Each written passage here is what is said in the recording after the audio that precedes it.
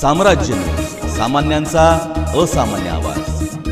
उदगीर शहरातील अलीनगर येथे एकाचा खून झाल्याची घटना 5 सप्टेंबर रोजी रात्री घडली। या घटनेतील दोघा आरोपींना उदगीर ग्रामीण पोलिसांनी ताब्यात घेतले आहे।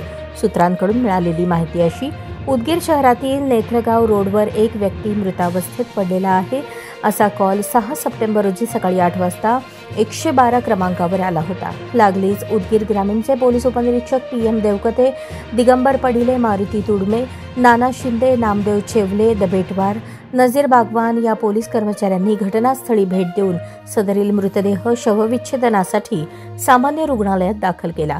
पोलिसांनी गुप्त माहितीदारामार्फत आरोपीचा 1 तासात शोध लावून दोघा आरोपींना ताब्यात घेऊन विचारपूस केली असता मारहाणीत पिंटू कोंडीराम गायकवाड वय 50 राहणार डोंगरगाव याचा मृत्यू झाल्याने त्याचा मृतदेह नेत्रगाव रोडवर नेऊन टाकण्यात आला अशी कबुली आरोपीने दिली।